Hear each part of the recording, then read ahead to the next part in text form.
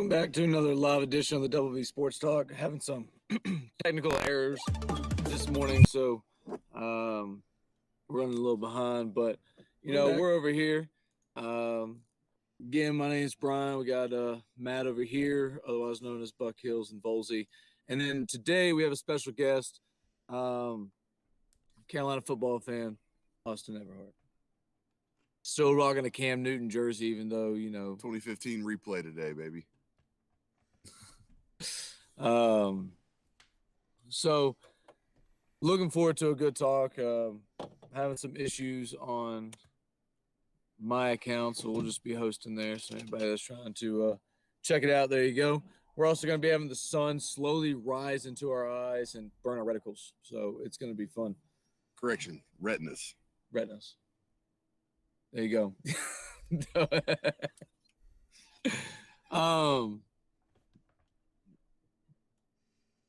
So Matt, what do you want to start with today? Let's start with Let's start with the games last night.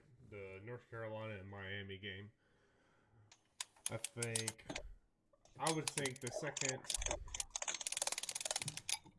the best game last night, if you're not including the upset from LSU, Florida. Oh, absolutely! The field goal at the last second to win it. That was huge. Yeah, but I'll start it off. The Carolina Miami was a Carolina put up NFL or NCAA record yesterday with Carter running for 308 and Williams running for 236. I think for a duo running backs, that's the most rushing yards, 554 yards. And it just looked like from start to finish, Carolina was going to dominate that game. Like Miami couldn't stop the run, and you see Sam Howell. We know how talented he is, but it was the point where North Carolina was like, well, if they can't stop us, I don't think when I watched the game, I don't even think I remember seeing one drive ever get stopped. I don't know how many drives. Let me pull it up. Carolina had 13 drives. Only one drive was not a touchdown or a field goal, and the only drive was a missed field goal in the third quarter. So this Carolina won in the trenches, and they just dominated, showing that why they are, in my mind, underrated.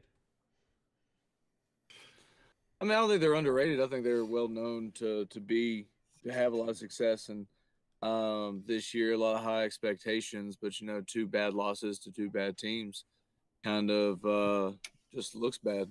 I think them all year. I think that they proved that against a very good Miami team, and it's just one of those things where they got some little things to clean up from earlier in the season and give themselves a chance late. Yeah. I realized they stomped them that hard. Yeah, it was pretty bad. Well, I know North Carolina has set themselves up for that Orange Bowl. So if Clemson and Notre Dame ends up getting the college playoff, North Carolina will be the representative for ACC in the Orange Bowl now. So no, absolutely. I can't remember the last time North Carolina was in a big bowl game like this. Not in my lifetime. Not football wise. Yeah, I mean it's been a while since they've at least been in the Orange Bowl. Mm-hmm.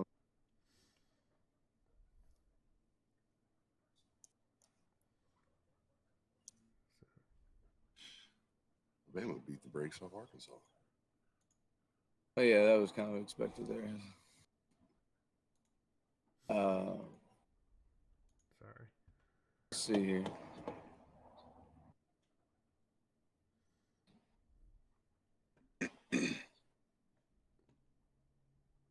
Do you have the Google spread? You're gonna have to do everything, Matt. Okay. I'm just a guest here. All right. Then we'll just move on to the LSU and Florida game. Then I'll let you start it off. How shocked were you from this game, and what do you think was the reason why Florida lost? I couldn't tell you why Florida lost because I woke up this morning and saw the field goal highlight. So I saw that LSU had a chance to tie it and missed, and I was pretty shocked to see that. It must have been a good game. Was it the LSU Florida game? Yeah. We didn't watch any games, man. I have no idea what went on in college football yesterday. You have to take true command of this. Well, Watch I'll talk. So This is the BuckHeels show, man. I'm just here to commentate. I got you. Well, looking at the box score, when you look at the box score, you think from passing the yard, Florida passed over 200 more yards than them. They ran for 100 for a $1.35. Looking at the box score, you want to say you're like, how did Florida lose this game? Out having 200 more total yards than LSU, but when you end up breaking it down, two things really shot at me. The turnovers. Florida ended up turning the ball over 3 times this game, and that's never a good thing to turn the ball over. I think they even went for it on fourth down, and for the first drive, and end up not getting it and turn it down over. So if you wouldn't even count that, that's technically another turnover. You want to consider that one.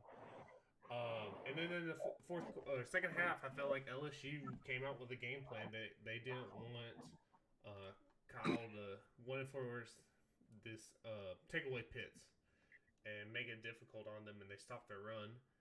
And when I look at it, the fourth quarter, Florida had 2 3-and-outs, and then on the field goal, they had 2 big plays, and they got sacked, right, and they couldn't get anything going on that. Ended up hitting 31-yard field goal, but they had a chance to tie it, but ended up missing that 51-yard field goal. But I felt like more that LSU or Florida just didn't come out in the second half. They came out strong in the second half, but it was like they just couldn't put this game away.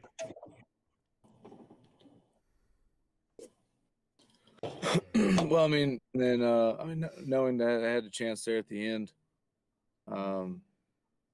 sounds like it was just the way the game went for them. Yeah. LSU is unranked this year. Yeah, they're 4-5 now. But I really think it came down. I felt like if Florida got that fourth down conversion on their first drive, that would have made a big difference. Because when you go for it and don't get it on your first drive, it's kind of like a little mental rock. So, all right, we'll move on to next week. So we got the conference championship games coming up. First one is Oklahoma versus Iowa State. So the Big 12 showdown going on. Iowa State's really surprised me this year. They seem to have got things clicking. My understanding is that defense is doing big things, and I think it'll be interesting to see what Oklahoma's going to look like without Shane Beamer.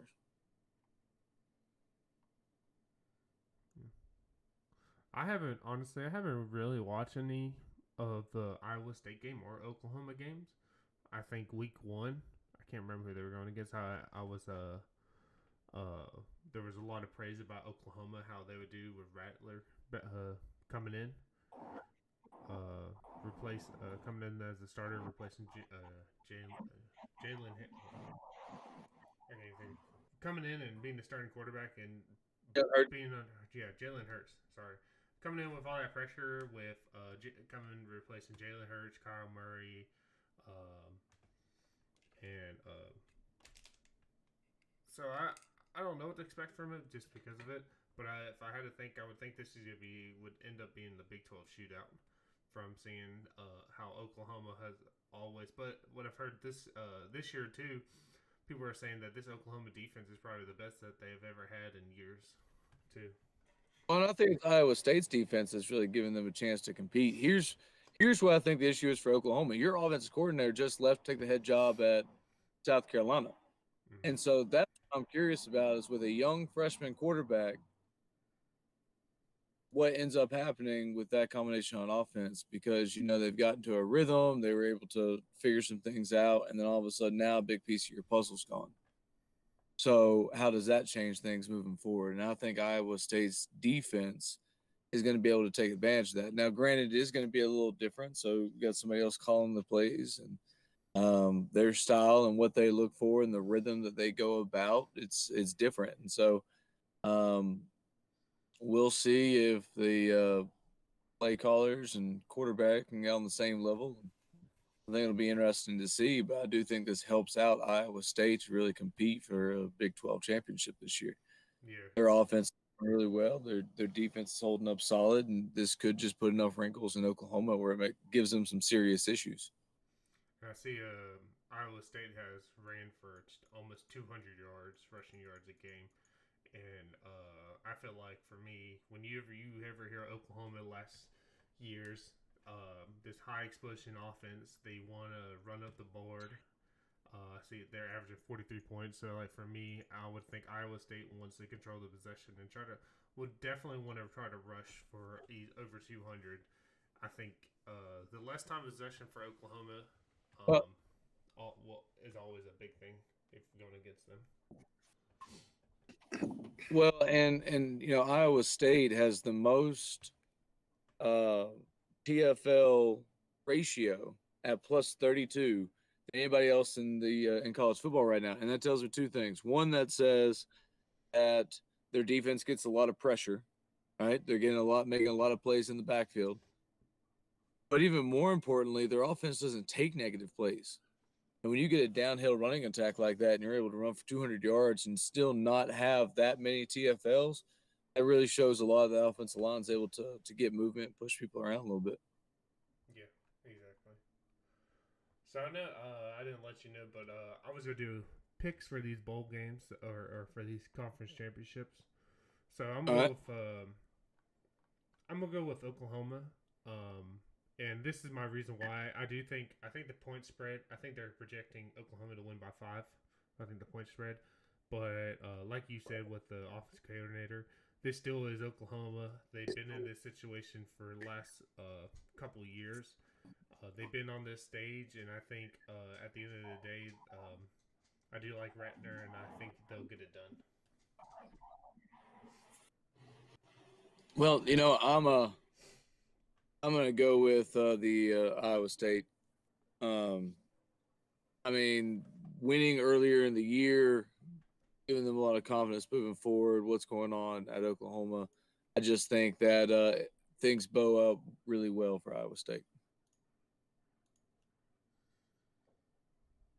All right. Moving on to Louisiana versus Coastal Carolina.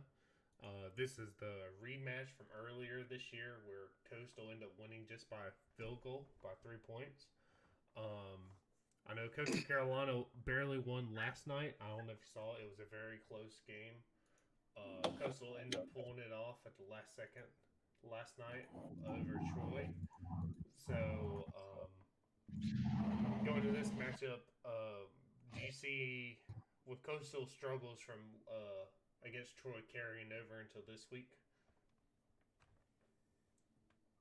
No, I think anytime that you get a target on your back, I think part of the problem was they two things here, right? So we've known this matchup was going to happen before that game, and it's the same deal with a lot of the other games that's going on. When you already know that you're in championship and now you're playing this other game before you even get there, it's easy to let things slip, right? It's easy to kind of fall off. It's like, if I secure the number one seed, but I still have to play 3 more games, if I lose all 3, it doesn't matter. Do you start your starting quarterback? Mm-hmm. You know what I'm saying? And so I'm not saying that that's exactly what's happening there, but it's easy to just kind of take it for granted, right? I know that they're trying to have an undefeated season. I know what they're fighting for, but I can also see that a week against Troy, when you've already secured your spot in the conference championship game, it's easy to overlook a little bit. But I think they were talented enough to make do. Here's my problem with Coastal. Here's what's going to have to happen with Coastal moving forward, right? Coastal Carolina has to hang on to the ball because I don't think Louisiana is going to play as bad as they did last time. Last time they played really bad. It wasn't a matter of Coastal Carolina being the better team. Louisiana was just terrible. All right, they couldn't get their normal running attack going. They were breaking apart big games, but quarterback play. I don't think Levi Lewis had a very good game. He was their leading rusher. He ended up throwing for 177 yards, a touchdown, and a pick. It just wasn't a very clean game from them. But at the same time, I thought Coastal played very well. And so it's interesting to see a really good team play bad and a really, I mean, don't get me wrong, Coastal Carolina is really good and they have a lot of talent. But when you look at those two games, Louisiana should have won it. And so now they're pissed off. Now you have Coastal Carolina, who's currently undefeated with a big old target on their back, but at the same time, they're fighting for a reason to let them into the college playoffs. Um, it's going to be interesting to see. You know, I'm a big fan of Grayson McCall and what he's done as a freshman quarterback, and how he is.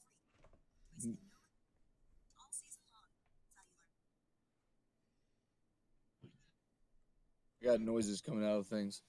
You're Um, good. but no, you know, I'm a big fan of Grayson McCall and everything that he's been able to do with that offense. It's not an easy offense to run. It takes a lot of discipline and being able to make quick decisions. And for a freshman quarterback to come in and be doing what he's doing, it's impressive. The other two people I'm impressed with are C.J. Marble and Reese White. The way those two have been able to carry the ball and do a lot of work with them, able to get out to two running back sets because and then run it either direction because either one of them's a threat and they're unselfish in a way where they're not afraid to block for each other. So I think those are why do you keep wanting to there we go. That's what I was looking for. But I don't know. I think it'll be interesting. I think Louisiana will play a better game, and it's interesting to see how Coastal respond. I mean, this is a game where it was tied after the first, tied after the second, tied after the third, and just came down to a field goal at the end to win it. I think Coastal Carolina has to have a really good game. I think the defense needs to step up and continue to dominate the line of scrimmage the way they have for them to give them a chance. Yeah, and I definitely, this is, I think Coastal's only 4 point favorites in this. I think, like you said, Louisiana has been playing definitely better. I'll watch the app game minus the rain being a factor. Once they after that first half, they regrouped and started getting better control of their ball control. They look like the better team, and they from seeing the Coastal game, they um, look like a different just like looking at the game different.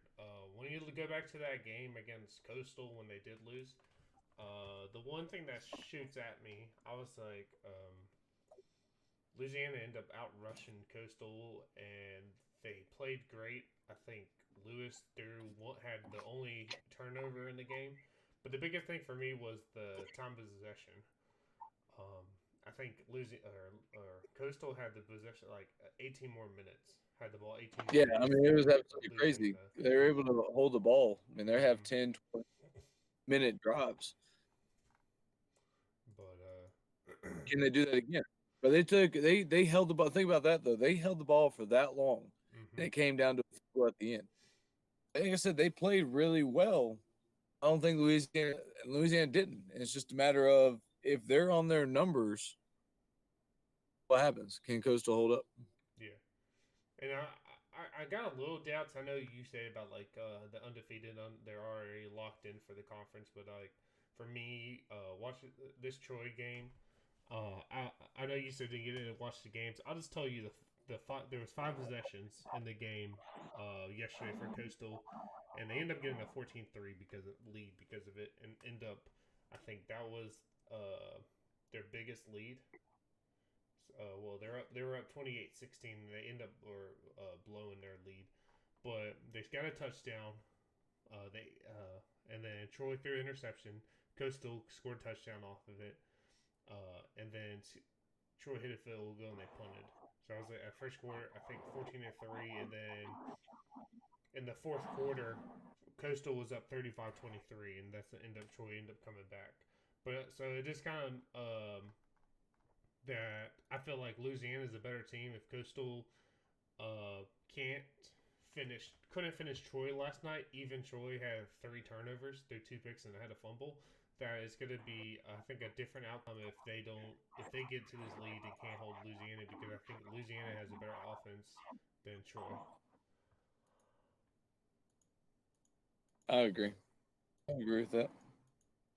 So with that saying, I can't remember who I picked. I think Coastal Carolina will bounce back this week. I think they'll be, like you said, I'll take that.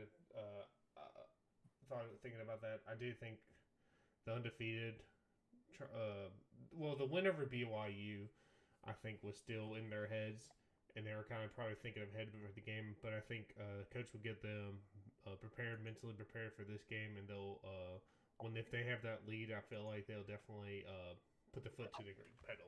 So I'm picking Coastal to win. I would love to pick Coastal Carolina. I love Jamie Chadwell and what he's done. But Louisiana been here before. Billy Napier has done a phenomenal job over there, and for once, they don't have App State in their way, and I think they take advantage of it and end up winning this game. So I'm going to say the Raging Cajun. Who you got, Austin? I'm picking Coastal, and they played well all year. I just don't think Louisiana will hold up. Well, you say they don't have App State. Well, a lot of Hey, Austin, who do you pick for the Oklahoma Iowa State game? okay. That's kind of ignorant on. My brain says I'd pick Oklahoma, but apparently Iowa is playing good this year. So I have no idea. I'd like to see Iowa beat Oklahoma. There you go. All right. Well, we'll go back to what I was saying. You say they don't have App State, but a lot of people would say that App State or Coastal Carolina is probably a bigger monster than App State than the last past years. So moving on. Possibly they've done really well, but I'm curious how they have an undersized D line, but it's been effective up to this point because of how quick they are. I don't know. The Raging Cajun are really good up front. I think that they're pissed off about that last one. They feel like they should be the undefeated team right here in the middle of all this, and they have a really good football team. And I think that what's going to help them is I think they're going to run the ball more. I think they're going to get on the ground and they're going to grind it out. And if they grind it out and just swing the time of possession just a little bit, I mean, it's going to be a tough nosed, blue collar, run the ball game.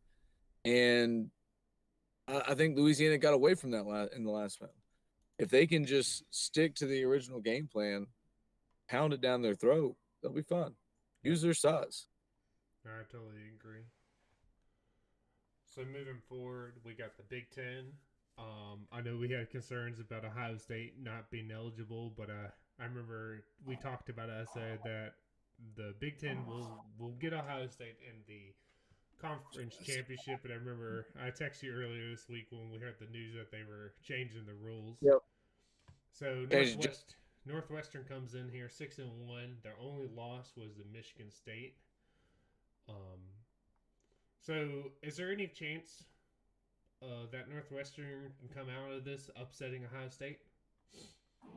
I mean, I don't think so. I mean, the numbers speak for themselves, and you never like to say, "Well, somebody beat them, so that means I can beat them," kind of deal. But I mean, they did lose to a Michigan State team, giving up 29 points, 29-20, where Ohio State smacked them 52-12.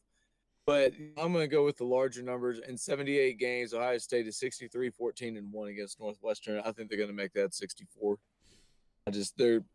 They could be missing. They could be playing with backups, and they're the best team in the Big Ten by far. I mean, it's really it's like a middle school team having to face the senior varsity team and in that conference right now. Just Ohio State leaps and bounds ahead of anybody else.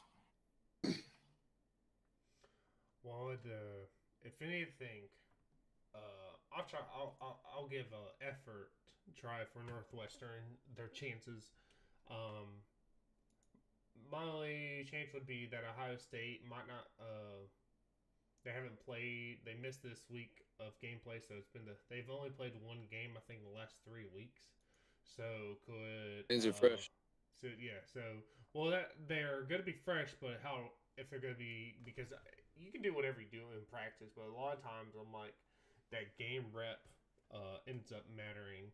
So they're going to be fresh, but Northwestern's going to be has played more often and hasn't had those extra weeks. So they've had the gameplay or game mode more. So can for me, I feel like if anything, Northwestern has to become this high scoring offense because and what we've seen this year. I think was it Northwestern's only averaged 25 points. That's not going to beat Ohio State. So I think Northwestern's only chance is to try to make a shootout. But even with that, I'd still think Ohio State will, or Northwestern can upset Ohio State. So if unless Fields just has some awful game and puts up the worst performance ever, I don't see it happening. So going into that, we'll go into the pick for it. I got Ohio State, and I'll go out there and say it's big. Yeah, I'm gonna say Ohio State big. At least 14 points. 14. At least 14. I'm going like 30. 30. I'll go 20. I'll be the middleman. All right, we'll move on. We got the ACC championship right here in Charlotte, North Carolina. A rematch. Yep. We all know Notre Dame. Yep, Notre Dame.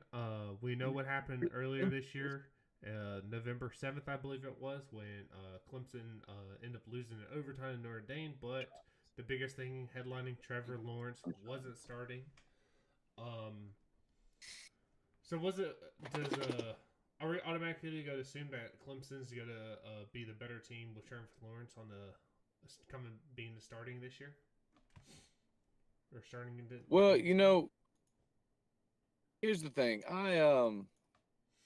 They're always a better team when Trevor Lawrence is on the field. But at the same time, when you look at the previous game, I don't think it was DJ's performance that caused him to lose it. Mm-hmm. Because he still threw for 439 yards. He still went off. I think their problem was on the ground. You have one of the best running backs in college football right now, Travis Etienne, and he ran the ball for 28 yards. He went 18 for 28. I think that was the issue. They couldn't run the ball at all. I think DJ played a phenomenal game for what he had. He racked it up, but they couldn't run the ball. When your entire team rushes for 34 yards, matched Notre Dame's 208, it's hard to be able to do anything. And they're just so talented that they were able to stick in the game because they get dudes all over the place. That's not who they are. They've got to run the ball. But I think that was the biggest issue from the first one. Now, Trevor Lawrence he's a different cat, but if ETN's not going, that's the one. He's the engine of this ship. Mm-hmm. It's not Trevor Lawrence. Trevor Lawrence is the face. ETN is the engine. He's the one that keeps them moving. He's got to produce. I would say this. I would say I feel like I'll guarantee Clemson will not rush under 100 yards this game. And my reason of saying that, I think Clemson's game plan was going into it. I don't think they game planned to let DJ throw the ball for 44 attempts. I think if you look at it, they were like, well, we have a freshman quarterback going into Northern Dane. I know there was fans there, but that's not an easy place to play at. But their probably plan was like, we're gonna run the ball, give it to NT, and we're not gonna just let DJ just go throw the ball. And I feel like Notre Dame was like, no, we're gonna stop the run and make your freshman beat us, and he almost did it. So I think with Trevor back, I think it's going to be different. That Clemson's not going to be like, hey, we're going to try to pound the ball, and it's going to be more of a balanced attack. I also don't see them turning the ball over 2 times. I know they had those 2 fumbles. I feel like Clemson's going to be playing more of a clean, complete game, and I think they're going to look like the Clemson team that we all were saying at the beginning of the year that who were predicting to be the best team in college football. So. Well, and I don't think that Tiger defense is going to allow 47 points again. That's just they're better than that. I think they're going to do a lot better than what they showed. That's just not who they are. That defense is a lot better. That defensive front is a lot better. So we'll see. And before we're gonna pick, I'll throw this out there. I saw this. Okay. I didn't know about it. This kind of shocked me because when you hear about Book, the quarterback for Notre Dame, everyone heard Trevor Lawrence. He's 33-1. That his college record. Brooks is 30-3. So he has only 3 wins behind him. So Brooks to me, great guy. But so going into that, we'll go into picks. Brian, I'll let you start it off. Who do you got, Clemson or Notre Dame? Clemson. Austin? I'm going to say if Notre Dame plays the same way they played, they'll win by just a bit. I'd say Notre Dame by a field goal. And I got Clemson. I just see with Trevor back, like Brian said, this defense, I don't see him. I also think with Trevor back, it's kind of like defense will be like, hey, we got our guy back. And I feel like with Trevor out there that this overall Clemson is going to play better than they did at Notre Dame. All right, moving on to the SEC, our Alabama versus Florida.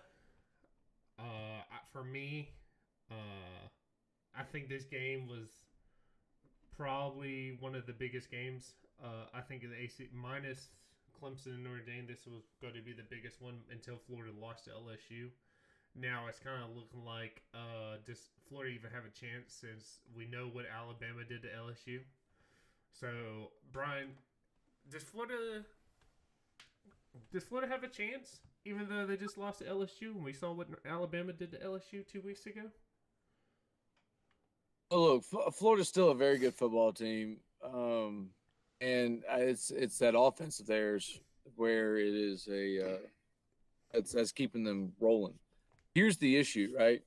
The issue is that secondary is not what it used to be. Yeah, it's not the DBU of old. And who are you talking about? Florida. Florida's okay. Sorry.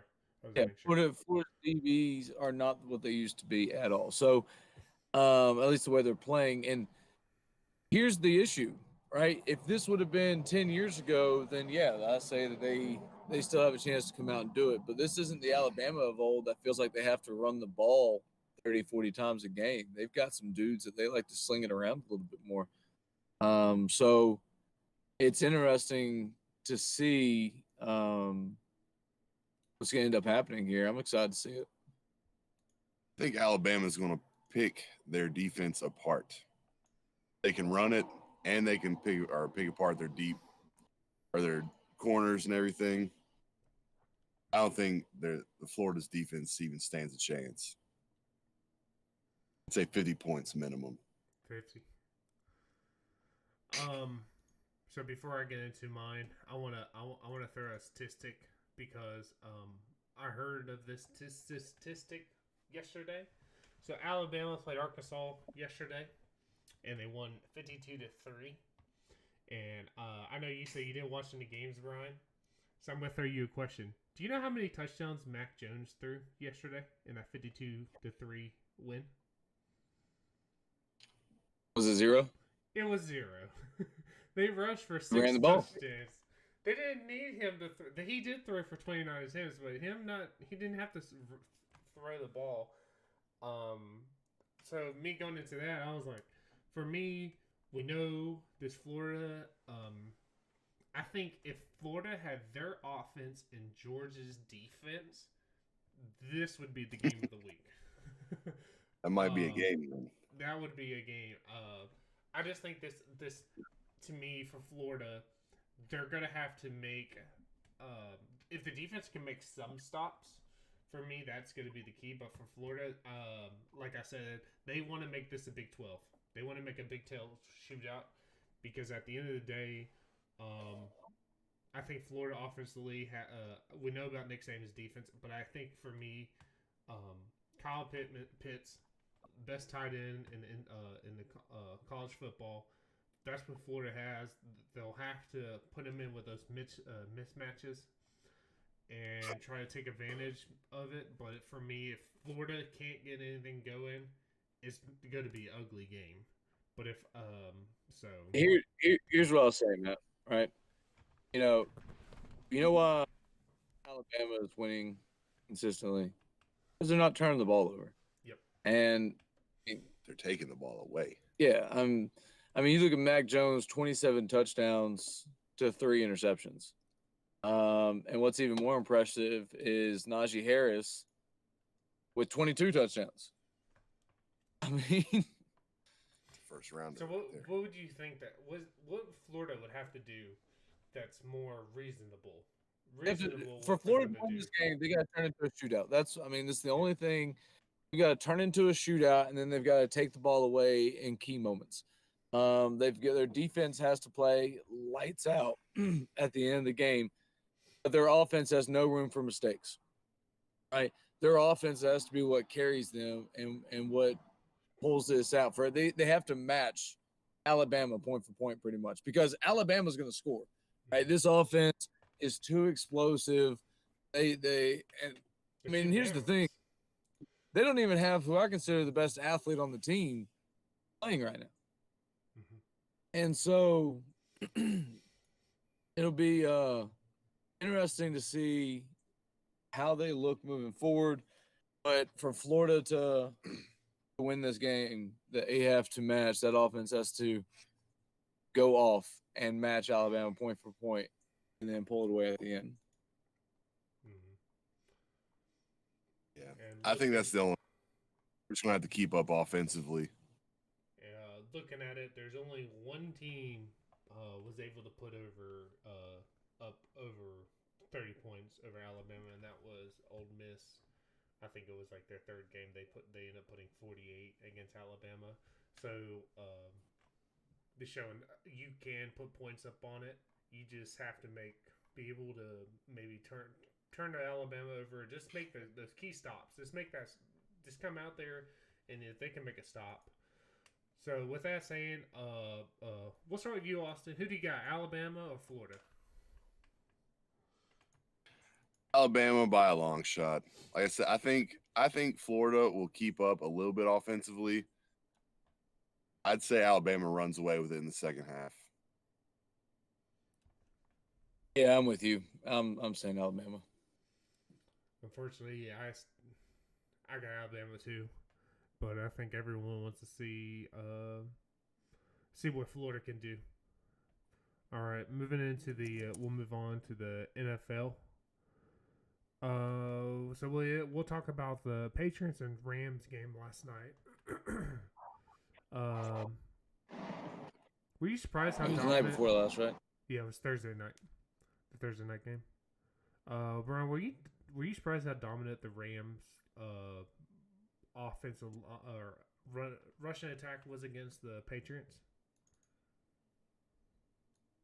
No, because when you're that good on defense, it doesn't matter. I don't think the Rams had that. I don't think it was the offense that won that for them. It was the defense. The defense shut them down. They continued to get 3 and outs and kept giving the ball back to them. I mean, it was embarrassing Patriots offensively. The way that Rams defense really shut them down. And when you're shutting them down, the Patriots had a lot of 3 and outs. They won the field position battle. It's easy to run the ball. So, no, I don't think it was a dominant performance by the Rams offense.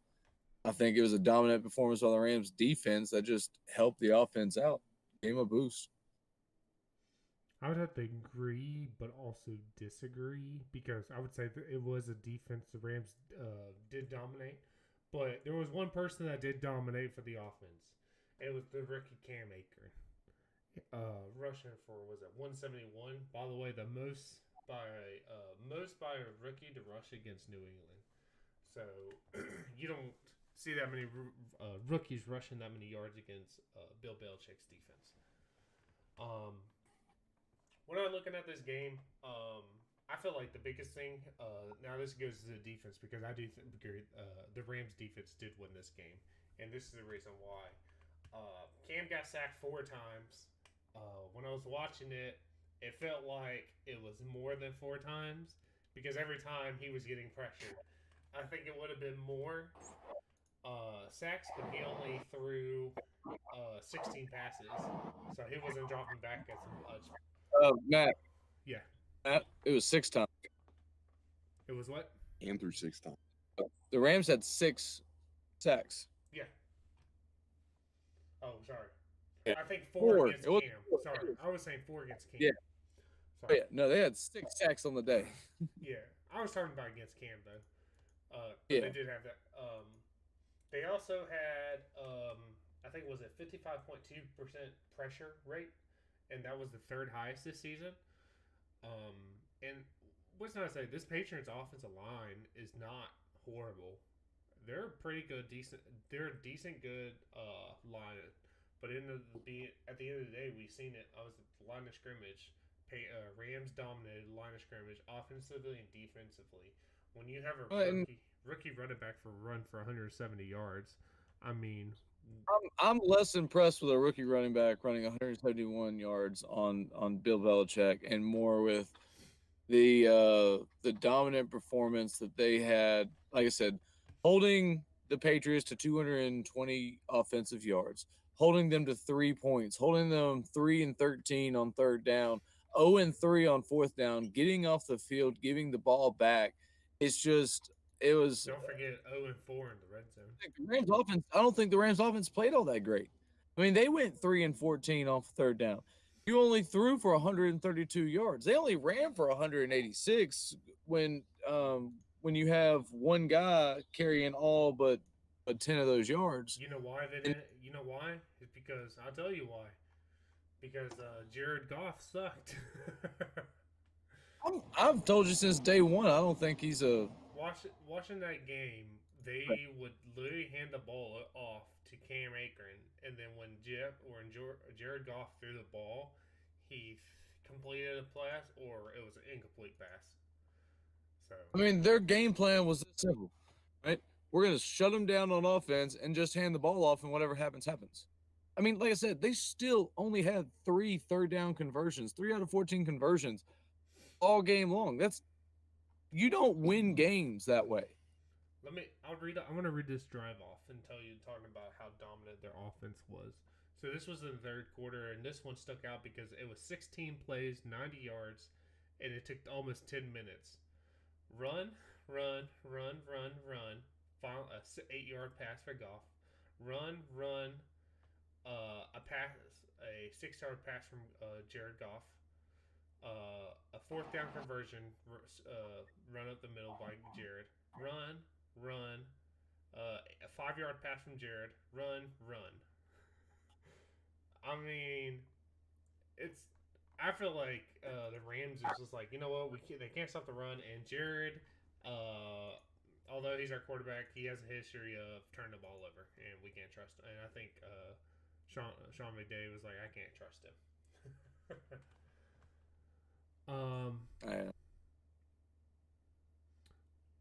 So going in after that, we know after the third quarter, Cam got benched. What's Cam's future looking like? Does New England bring him back, or could he get another starting job if England doesn't bring him back? What do you see?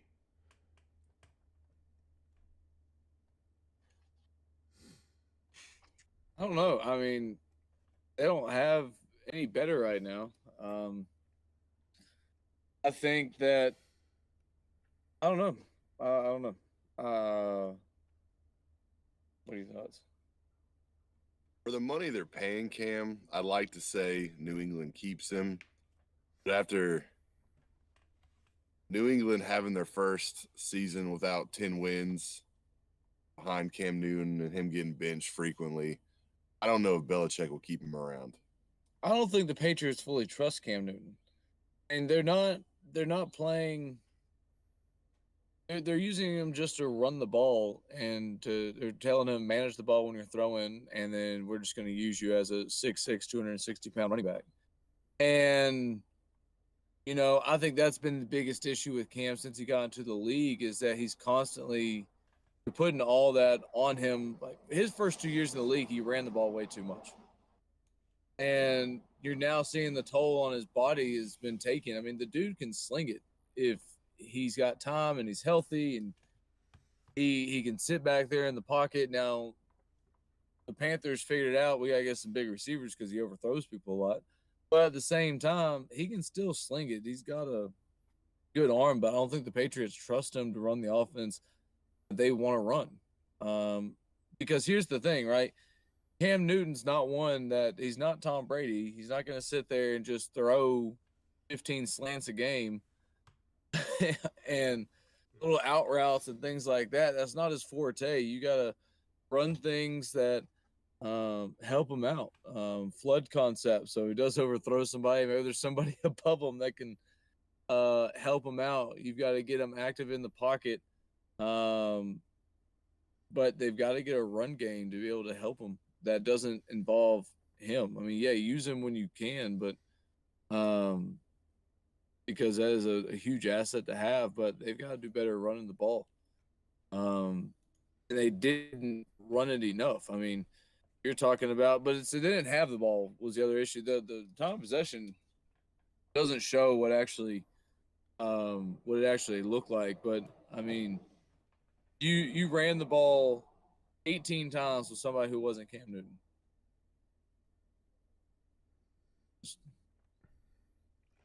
I don't know. Not good. I hope this is not Cam's last opportunity. One thing I'll take away from listen to Shannon Sharp talk about this on Fox on their show with Skip Bayless. He talked about that. He wants to see Cam, and I agree. I want to see Cam a year with training and getting better. This year, in the last couple years, he's been recovering. So he hasn't been like trained to work back on his game. He's just been trying to recover. Well, it's not like there was a preseason this year. Yeah, and there's not like there was camp in the preseason. I mean, you're literally threw Cam Newton into the fire and said, "Here you go, see what happens." Yeah. So I want to see that extra hope not. year. So I want to see I that. hope that they give him another chance. At the same time, I know how impatient they are in New England. I want to see him with an extra year and be able because, like you said, yeah, Cam's not going to be is that elite passer, but he's also not a horrible passer. It's not like he can't throw the ball. So I do want to see over going into next year him improving, especially I think the biggest thing is these receivers. I think that the worst receiving core in the NFL they're rated. So with that, I want maybe they make some changes in the off season. But for New England, I mean Cam did win you some games. We saw what Trevor Stinners and Brian Hoyer what they looked like. They didn't look any better. They looked worse. So who do you go with unless there's a quarterback in the free agency that they can pick up or draft? Zach left a comment there about Jared Goff, Matt Ryan, Kirk Cousins want to be elite, never will. And, it's kind of like Cam Newton falls into that category as well. He's had some really good years. I mean, obviously he was an MVP. But, when it comes to elite quarterbacks, I don't think you can put him in that conversation. But at the same time, what's the possibility that the Vikings are, I mean, I know they got that big contract with Kirk Cousins or one of these other guys end up moving. What if we have some quarterback shifts in the league this coming year because of these guys who have underperformed after getting paid these massive contracts, throwing Cam into that mix? There could be some quarterback shakeups. If Trevor Lawrence doesn't go into the draft, what's that mean for the Jets? What's that mean for Sam Darnold? I think Sam Darnold's a good quarterback stuck in a bad situation. What are the Broncos going to do at quarterback? I throw some quarterback names for you that exactly. I throw some. This is the free agency. Some of these obviously won't stick. So these are upcoming quarterbacks. So you got Dak Prescott, and I doubt he'll go to free agency. But hey, it's a possibility if he doesn't get long-term franchise. Philip Rivers at the age of was it 39 or 40. Mitchell Trubisky, Fitzmagic, Trevor Taylor or Tyron Taylor, Andy Dalton. Was it even Cam again? Joe Flacco. I don't see really. Oh, James Winston. I I think mean, they're I think it's a lot of Buck Oswald number one over. uh, but it's like I said, there's a lot of questions at a lot of different and a lot of teams right now. What's Washington going to do? Is Alex Smith the long term answer there? It's interesting what's going to happen in Philadelphia. Um, there's a lot of teams with a lot of questions. Is Nick Foles the answer for the Bears? It's I think there's a lot of teams with questions like that. I mean, you just look obviously what's going to happen with the Patriots, what's going to happen with The Bengals. well, I think Joe Burrow's their guy whenever he gets healthy. But what are they going to do in the meantime? How long is that going to take? Exactly. It'll take about a year, maybe less. I think he'll be ready by the start of next year. What I'm hearing, he won't be ready until How the much end of longer the does season. Big Ben have? How much longer does Big Ben have? There are questions out there with a lot of teams in their quarterback. Do the Vikings stick with Kirk Cousins? What happens with the whole Dak Prescott deal? Is Matt Ryan going to stay in Atlanta? What happens after Philip Rivers is gone? Is Jimmy Garoppolo's starter when he gets back to the 49ers? You got Jacksonville that has quarterback questions. The Buccaneers have health issues because of how old they are. You have like also we mentioned, you forget there's also Sam Donald because a lot of people think he still has potential. He's just in a horrible situation. he does, but he's still 2 years away. So with them getting, I think Sam Donald. No, I think Sam Donald. That's what I'm saying. I think Sam Donald still is a good quarterback. He's in a bad situation. And so I think there's going to be I think we're going to see a lot of new faces starting at quarterback over the next 2 years. I'm really looking forward to is Sam Howell. I want to see what that kid can do in the league. I hope he's not a Baker Mayfield or Johnny Football reincarnation because he kind of reminds me of it. But I'm curious to see what he does in 2 years and how things shape up over the next year at quarterback in the league because a lot of old faces are going to be leaving soon. I mean, you're losing. Zach put in Broncos in the next 2 years. You're going to lose Tom Brady, Drew Brees, Big Ben, Philip Rivers. I mean, four of the biggest icons at quarterback over the last 2 decades are finally going to be coming to a close here soon. I mean, these young guys have already stepped into those realms, but it's going to shake up the league a little bit. I mean, one way or another, you have, Patrick Mahomes, obviously, what he's doing is special. But you're losing a generation of quarterbacks. How much longer does Matt Stafford have? So like I said, I think there's going to be a lot of quarterback shakeups here soon. You have these guys that have started for 15, 20 years nonstop that are falling out. Who's going to end up stepping up? But, I think that kind of segues us into, talking about quarterbacks stepping up. We get Patrick Mahomes again today. Huh? Versus the Miami Dolphins against Miami Dolphins. Is Tua playing? He is. Okay, good. So we got Tua back. We got Tua and Patrick Mahomes, talking about up and coming quarterbacks making a name for themselves, trying to become those legends of old. I think it's going to be a lot of fun to watching them compete. Both of them extreme big competitors. Obviously, Kansas City has the edge with that offense of theirs and 1,000 different weapons, but Miami's defense is legit. They've been playing very well this year.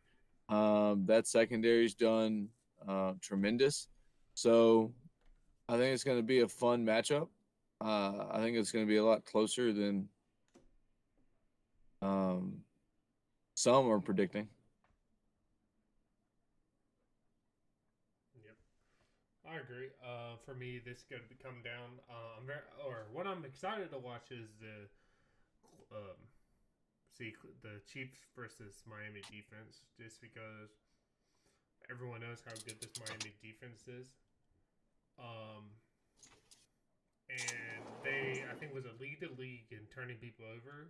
And I want to see if they can do something that Patrick Mahomes hasn't done, because only one team has really turned Patrick Mahomes over. It's the Raiders. So Miami emphasis is trying to turn people over, get great field possession for Tua.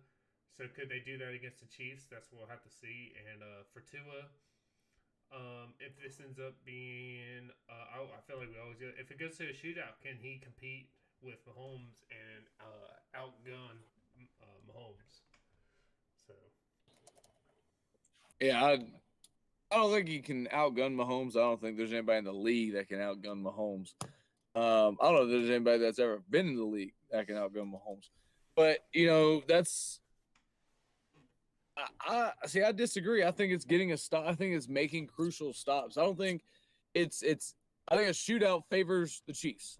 I really do. I think their defense has to make stops and has to put pressure on Patrick Mahomes, and they have to throw wrinkles in there. They're not going to stop Patrick Mahomes. They're not going to stop that offense, but they got to throw enough wrinkles in there so their offense can keep up. Because the Chiefs have the potential to score on every single drive. Every single drive that they have the ball can end in a touchdown and end in a touchdown easily, just out of nowhere, because they have weapons everywhere. Um, and I think that Miami's defense has to play its nuts off, which they can't. I mean, you're talking about a team that is second in the league when it comes to points given up, averaging 17.7. The only person that's better right now are the Pittsburgh Steelers, and they're at 17.6. I mean, it's I think it's gonna be a good matchup, but Miami's defense can't give up an inch. yep, I would agree. All right, moving in, we'll move on to a game. To me, if you had talked about this game 6 weeks ago, I'm like, this game doesn't look. This is gonna be a blowout. But now, this game looks more competitive. The Cardinals at Giants. Like I said, at one point the Giants was winless, and the Cardinals were taking off and ascending, but the Cardinals' late struggles and this Giants defense carrying them with even last week Colt McCoy winning in Seattle. What do you think about this game, the Keys? I'm impressed with the Giants defense, what they've been able to do on the ground attack defensively and shutting down the run. Um, neither team is great at getting pressure on the quarterback, but um, I still think that the Giants edge out there right now. Kyler Murray struggled since he got beat up, since his shoulder got tweaked, and just hasn't really looked the same. The age for the Cardinals is showing, and I don't know. I think the Giants are on a roll right now. They're feeling confident in themselves. They're enjoying what's going on. But Kyler Murray needs to show that he can be a durable quarterback in the NFL. I mean, there's been talks about that from day one, how small he is and the kind of hits that he's taken. I would agree. I think I know Kyle had that little shoulder banged up, and I think last week um, with Hopkins, he really only had Hopkins and Kurt. Um, because Fitzgerald was on the COVID reserve. Isabella was hurt. But this week they're supposed to have Fitzgerald and Isabel back, and the running back Drake is supposed to be back from injury, uh, and he's expected to play. So I want to see, because I did like what Arizona was doing at first. Like obviously Giants have a way better defense than Arizona, but I like Murray when he with all these weapons, and that's where I'm going to be seeing. I know you'll be. That's what throws out to you is seeing how can the Giants shut down Murray in this offense, because we've seen it. This Arizona offense is very explosive, and with all the weapons back in his play box, it's going to be interesting to see how the Giants tackle him, because a lot of times people are trying to take away Hopkins, and it's easy to take away Hopkins when you don't have those three other players not in his arsenal. So, all right, moving on to we'll move on to Minnesota at Tampa. Tampa has lost their three of the last four games. They are coming off a bye week to this week. Do you see Tampa getting back on, getting everything straightened out after a week off? I don't know if it's I do see them getting things straightened out. I just don't know if it's going to be the week off or the Vikings. I think that I don't know which one it's going to be that gives them that edge, but I think the Vikings are gonna struggle with Tampa Bay. I think they're gonna come out and do. Yes, I think they're gonna get back on track. And I would say too, they get back on track. But my thing is for Tampa, they need to run the ball. Absolutely. They Ron Jones, I think it was, I think he might have fallen by top 10 running, and they're only running the ball under. They're not even averaging 100 yards. I feel like over this week, Tampa needs a. They should have looked at themselves, and that's what a lot of people said during that bye week. You're kind of looking at yourself, and I think they need to take into consideration that they're like, Bruce, we know you want to go run and gun. You want to air the ball out, no biscuit, no risk it, no biscuit. But what has Tampa done over the victories? Well, when they have a running attack and they're running the ball and they commit to the run, that's where they put up their big scores and their big victories, because you can't just pin your ears back and go get Tom. So for me, I want to see them come back this week and run the ball, and then come back next week and run the ball, because it's something they haven't done yet consistently. They'll come and run the ball. Next week they don't run the ball. It's like, Mm-hmm. so I just don't understand, and I hope during this week they kind of see that. I also want to see Tom. I'm like, I know people are saying he has all these weapons, and he does. He has all these weapons, and he's trying to make them happy. I think we've heard Mike Evans has talked about he doesn't care about his stats. He wants a Super Bowl. We know we haven't heard from Antonio Brown, because I think he knows he's talking to Tom. Tom's like, hey, but I think Tom needs to stop playing. It's like, hey, I want to get him the ball. I want to make him happy, and just go out and play. I'm like, I'm going to make plays. If I find you, I find you. If I don't, it's okay. I was like, at the end of the day, for winning, that's all that matters. So I think that for me is what I'll be looking out for. Yeah, it's I would agree with that. They're at their best when they're running the ball, and then the Broncos did take a riskle when they got Jeff Driscoll. But yeah, no, that's what it's got to come down to. They've got to run the ball, take advantage of it. Mm-hmm. All right, moving to the Denver versus Carolina. We know what happened earlier last week. Carolina having 8 players on the COVID reserve, most of them back, but I think DJ Moore and there's one more player that's not back. Plus, Chris McCaffrey won't be playing today because of his knee that he got a strained knee that he happened this week against or during practice. So with Christian McCaffrey out and DJ Moore out and some of the players on COVID reserve, do you have any concerns for this offense? Because you had majority of the receivers on the reserve list not be able to practice versus I have Denver defense that has actually looked pretty decent. I have more concerns about the Panthers' defense than I do their offense. I think their offense will be fine. I think they can get things going with them and do what they need to do there. My concern is with that defense. I mean, you've got Melvin Gordon, who's just been on an absolute tear against a Carolina defense that frankly is not very good at stopping the run. Now they got better as the year went on, but they're still just not very good when it comes to stopping the run, giving up 115 yards per game right now. And that's where I'm more concerned. I understand that they've got people out. And, yeah, Zach, the Broncos do have a chance. Um, I think that it's if the Panthers can't stop Melvin Gordon from going off, then it doesn't matter what that offense ends up doing.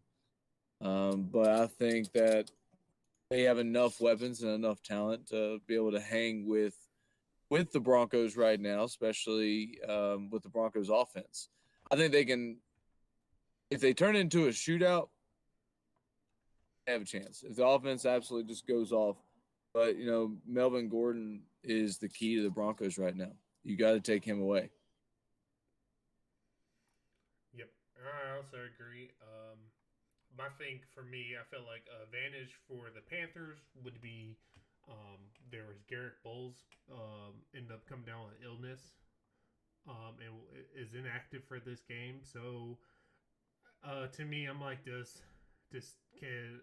It's kind of like for me, it's the roles are reversed because if we were talking about this with healthy Von Miller, it's like who's going to stop Von Miller getting to Teddy?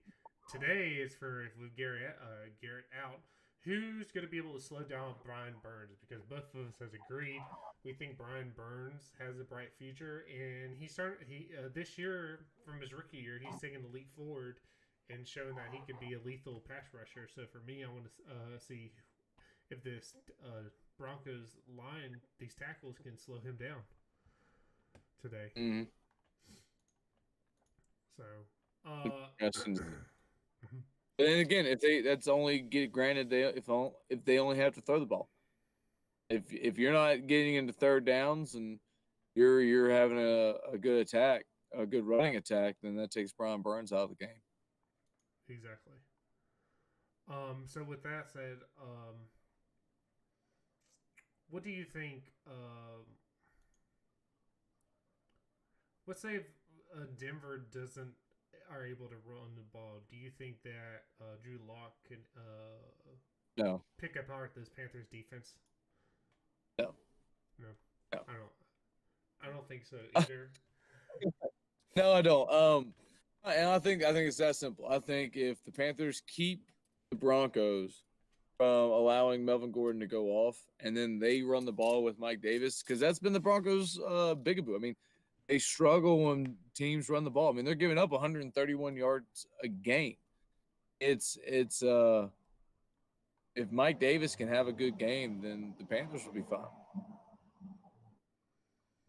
Yeah, and but if Melvin Gordon runs for 150, it's gonna be a long day. Yeah, I think Carolina will definitely look at beating Gordon. They want Drew Lock to go beat them. But Carolina needs to be careful because one thing Denver does have, they have some receivers that's been pretty good. Jerry Jeudy, everyone was considered the best wideout coming out of college. I think for me, I don't know. This rookie wideout class is pretty dominant. I think he's right now. Jefferson's number one, and I would take Jared Jeudy number two, and then I would say Lamb's number three for me if I had to pick so far. So, and we know how young this secondary is for Carolina, and we saw what against Minnesota. I mentioned, I said they only had Jared Jefferson. They had to contain Jared Jefferson. They didn't. So with Tim Patrick and Jeudy, can they be able to win those one-on-one matchups and be able to torch this defense? That's where I'm going to be looking to seeing. If they can't stop the run, they need to take away these receivers, and it's hard because, like we said, Carolina's defense is very young, and they although they have played well, they're still has made mistakes, but they still are improving. So. Absolutely. All right, moving on. We got the Colts going to the Los Angeles Raiders. Los Angeles, Las Vegas. Las Vegas. Sorry. Las Vegas Raiders. So I'll start this one off. So I think that so I'm very interested to see if, to me, when I think of these two matchups, is this gonna be a good game or is this gonna be an ugly game?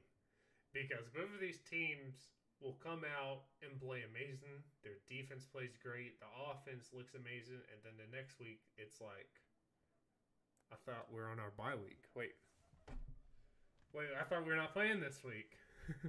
so, so I want to see the Raiders. This Raiders team, they beat the Chiefs. They didn't give the ball back to Patrick Mahomes with so much time on the clock, they could have won again. They have some big wins, but lately they've been dropping the ball. They almost lost to the Jets. Let me say this: they should have lost to the Jets until Greg Williams ended up making the worst play call decision in NFL history. They get blown out to the Falcons. I know a lot of people say the big thing was Jacobs being inactive, but he's expected to come back. Do you think Josh Jacobs coming back, Brian, is going to be the biggest difference for the Raiders not how pathetic they have looked the last 2 weeks? I mean, possibly. I mean, he's a key part to that offense, but I don't know. Possibly. Zach, who cares? Raiders suck in any city. When I say LA. I don't know. It'll be interesting. Yeah, I want to. For me, this game, I think for the Colts, this is an important game for both of them. The Raiders are looking that they need this game to stay in that wild card hunt, and Indianapolis does too. But Indianapolis also still has a chance to win the division or to still win this division. If Tennessee ends up losing a couple games near the end, but I want to see these teams get back to the core. Oklahoma, or sorry, gosh, I can't speak. The Raiders, their offense was their people. People for a while was saying this Raiders offense is one of the best in the NFL, and then we see them struggle. I mean, they only got what I say 3 or 6 points against the Falcons. Couldn't do anything last week against the Jets. People, when you get the Jets, you go take advantage of them, and they didn't really take advantage of the Jets. So with Joshua Jacobs back, I want to see this Raiders high explosive offense get back to normal. But then on the other side, I want to see this Indy, who this year been around their defense. This defense has been people were considering one of the top defenses at begin near the middle of the season. So I want to see this matchup be Indy's defense versus Raiders offense and see who wins. I agree. All right, moving on. We'll go on to the Washington football team travels to travels to Arizona because that's where the 49ers are playing at right now since their situation. Um, let's say Brown. What's the keys for Washington to win their? I think it would be their fourth straight game.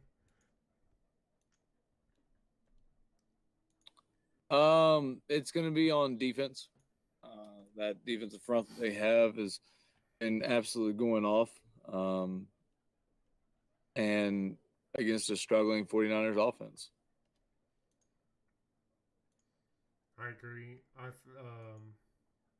know San Francisco lost to Buffalo last Monday night, and but I think this game's gonna be a lot tougher for Washington. Washington, although they have played they've been winning the last couple weeks. Offensively, they still have been struggling. And the San Francisco team, with all their injuries, are starting to get some players. Richard Sherman was back last week, and I feel like this is going to be for me to see the San Francisco defense up against this Washington's offense if they're able to move the ball because of that.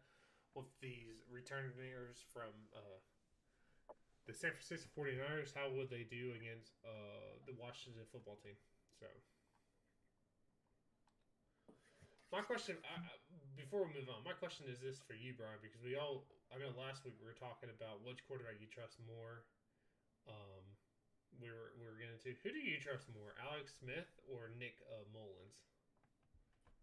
Alex Smith, 100%. I would say Alex Smith too. My biggest thing is for he's been doing it longer, and we know what he's gonna do. All right, we'll move into the next game. Steelers at Buffalo. Uh, how important is this game for the Steelers since how bad they've been looking? Because a lot of people are saying that the Browns they're 2 games behind. If the Steelers lose a game, they have their tough. They have Buffalo and they have the Colts and they have the Browns. How important is this game for the Steelers to get back on track today? I think the Browns are in a great position right now because it's not like the Steelers have a easy road the rest of the season. Buffalo is playing extremely well right now. The Steelers' offense is struggling to really do anything. I think their defense is still playing fairly well. It's just their offense has completely tanked. They're not able to do what they need to do to close out games, and has to do something today because the Bills are also in a similar situation where except the roles are reversed. The Bills offense is what carries them. So if the Steelers can take advantage of a weaker Bills defense, then we could see have ourselves a really good game here. Yeah, I definitely agree. Looking at this team, I think the Bills, it's kind of like opposite. The Bills are starting to hit their stride coming down to the last 4 weeks of the season, and the Steelers have taken the rocky road, barely or losing to Washington and barely beating the third string Baltimore team and the Cowboys. Um, Connor is expected to come play today, and I want to say that's going to be definitely going to be favored for the Steelers to have to get back a running game. So for me, I want to say the Steelers team. The Steelers defense have people talk about the one of the best defensive team, and they haven't looked like it. This doesn't look like Steelers football right now, and I want to see how is Buffalo will be able to. Their defense, I think their defense is showing us Steelers football. They are, but they've had some holes. Like especially with Dupree, Bud Dupree tearing his ACL. TJ Watt wasn't efficient last week, and I think we'll see that again more. He's going to be, I think he was starting to get double teamed even twice as much than he was earlier. So there's I want to see this Buffalo offense versus Steelers defense because with the Bud Dupree out, TJ getting double teamed, it's going to be more of a challenge for the Steelers defense to stop this Buffalo offense. Agreed. And we'll move on to the Ravens and Browns game, and it's our Monday night game. The last time we seen these teams was Week 1, and it was just a beat down by Baltimore giving the Browns. But this Baltimore team is not like they were in Week 1. I mentioned it the last couple weeks. Baltimore has had some some issues inside the organizations. So does Baltimore get back to what they were to beat the Browns? It's rather interesting because we're talking about two of the best rushing offenses in the league. with Baltimore being number one and the Browns being number two, but they do it in two different ways. Whereas the Browns are running back by committee between Chubb and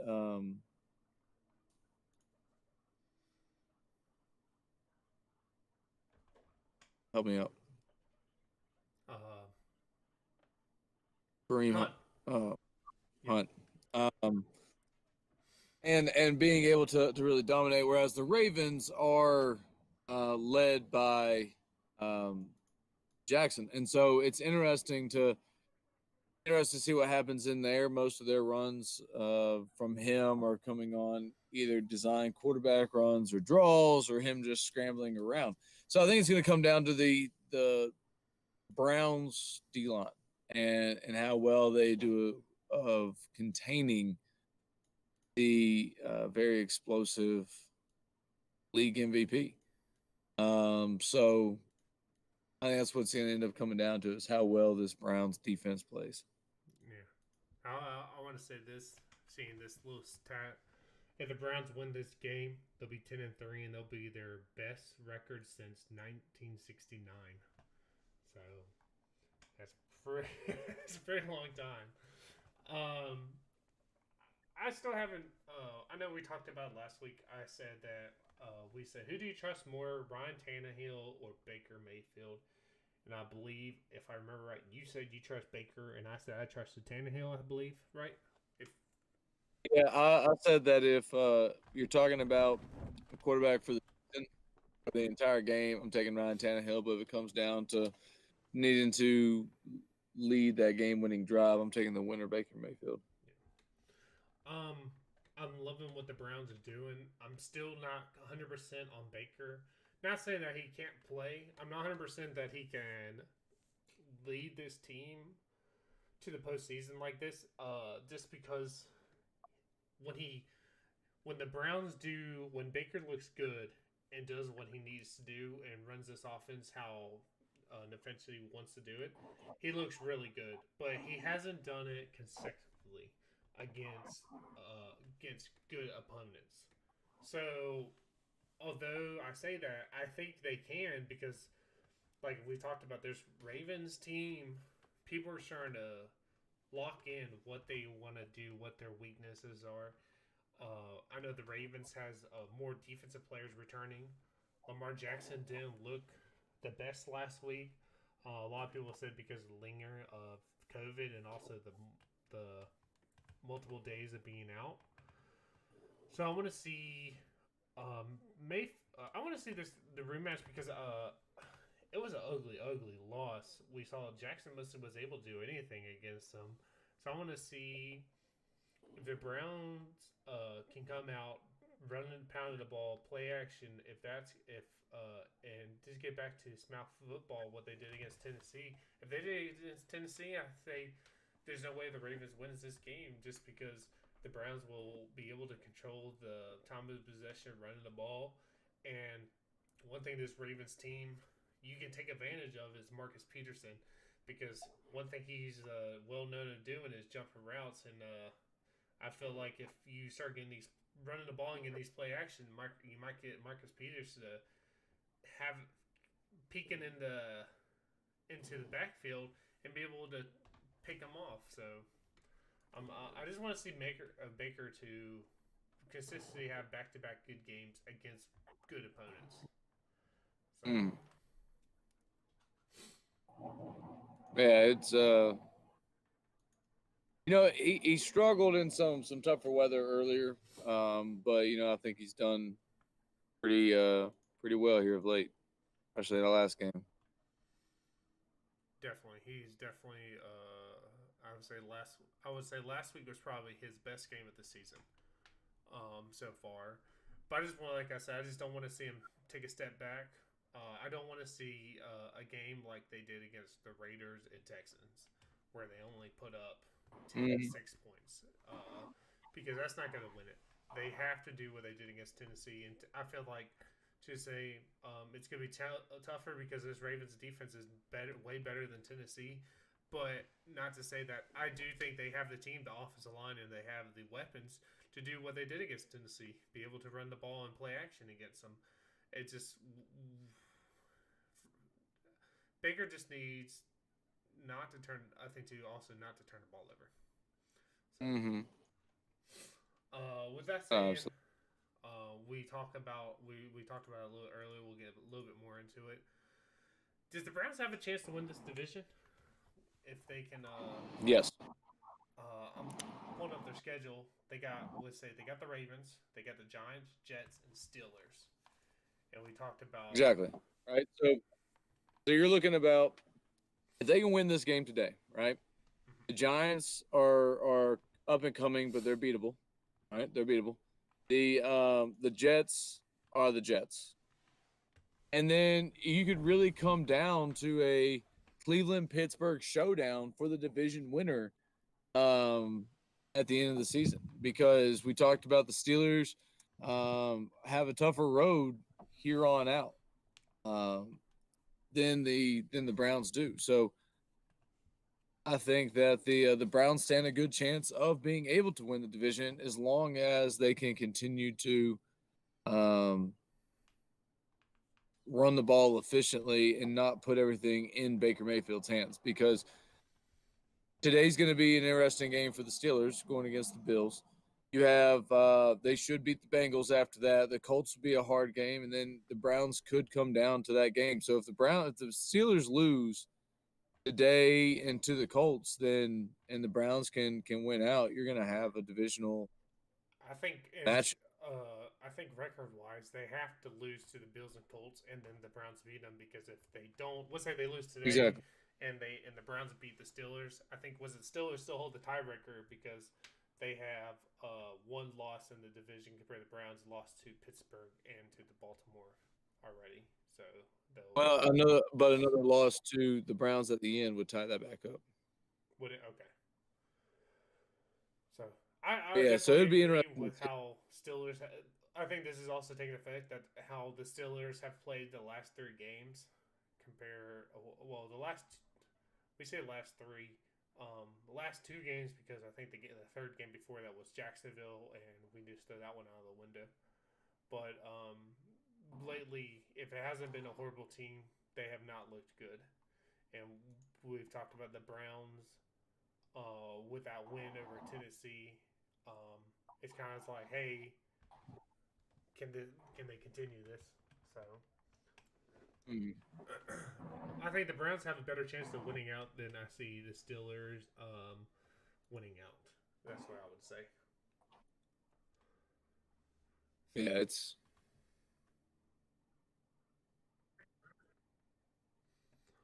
all right. Well, going into that, we'll go into our picks today. From last week, see, you were able to starting to catch up with me, having a good 6-2 week, and me going 4-4. So starting to close that gap now.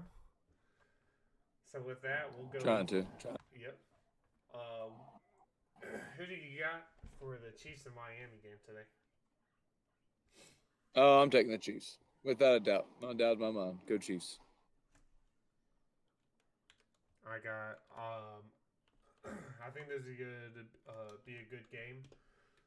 But I also got the Chiefs. I think the Chiefs just have too much weapons for this Miami defense, and I think also Miami's defense wants to turn the ball over. And at the end of the day, the Chiefs one of the teams that this year has shown.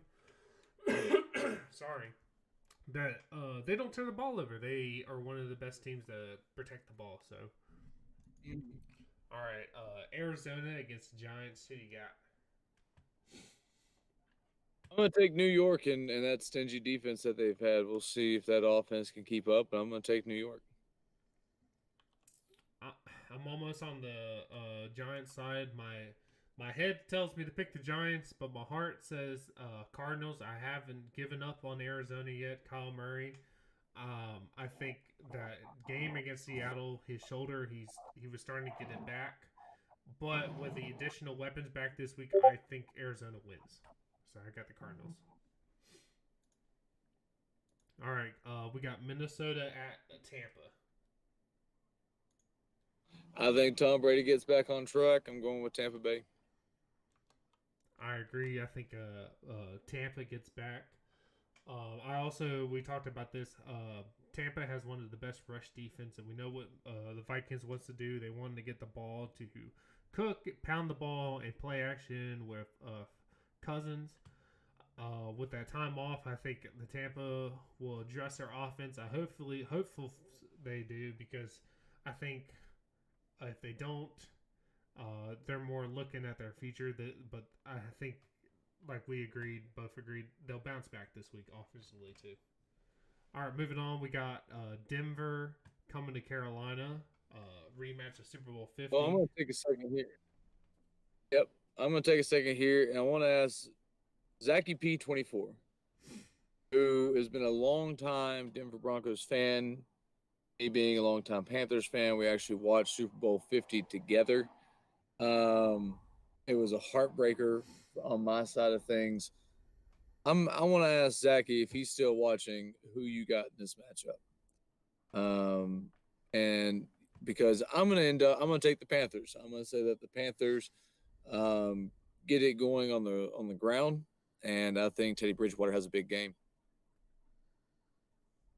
I wish Austin was here to go ahead and say that he was taking the Panthers too, but he got distracted. I think he's playing PGA right now.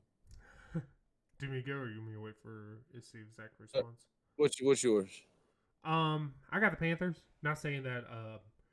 Trying to be not biased, like my not bias, I still would take the Panthers just because I don't. Denver has a good defense, but at the end of the day, I trust Teddy Bridgewater and what he can do with this offense over Drew Lock. So Agreed. So Zach says that this is a tough one, and it really is. I mean, you got two teams that are struggling, that are still trying to find identities. One's struggling more on defense, and the other one's struggling a little bit more on offense. But the Broncos got to get themselves a quarterback, and I think they have a lot of pieces, and they'll be fine, especially when Von Miller's healthy. I do think it'll be a close game, though, especially with this Denver's defense. Yeah, I think he's going to end up taking the Broncos on there. You guys will have a little wager bet, maybe a little friendly bet between you and Zach? I don't think we're doing monies. Well, that'd be money. It could be do something else, maybe. Next time whoever sees each other, beer on them. So good even.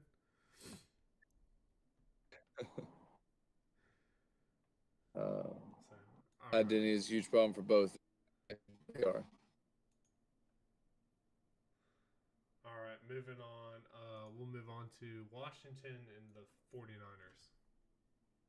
We got the Colts and the Raiders. Oh, sorry, I skipped it. Yeah, Colts and Raiders. Who you got? I'm going to take the Colts. I'm going to say that the Colts offense gets on track here, and this defense does what they do and holds the Raiders in check.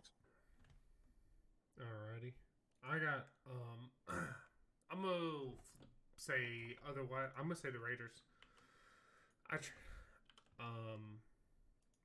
haven't seen a lot out of the Colts consistently, and I think the Raiders will bounce back this week. Just especially with Jacobs back. So I got the Raiders. And seeing Zach say beer is cool with me. So is this a little bet? You got it. Go Panthers. Alrighty then. All right, then we'll move on to Washington at Arizona, the Arizona 49ers. I'll call them. I'm going to take Washington. I think Washington's been on a roll. This defense has been playing elite here of late, and the 49ers are really struggling on offense right now. So I'm going to say Washington, and the division leaders in the NFC East between the Giants and Washington no-name football team pull away even farther today. I agree.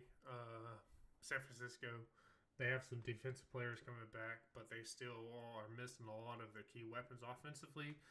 Gibson has looked amazing last couple of games, and if he can do that, I see Washington with this defense be able to pull out a win over 49ers.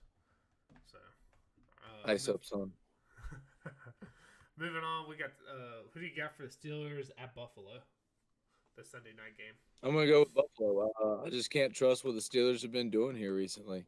Like I said, that defense is playing lights out, but I think the Bills' offense is enough to pull forward and make the Steelers have to work on offense, which has not been their forte here recently. I agree.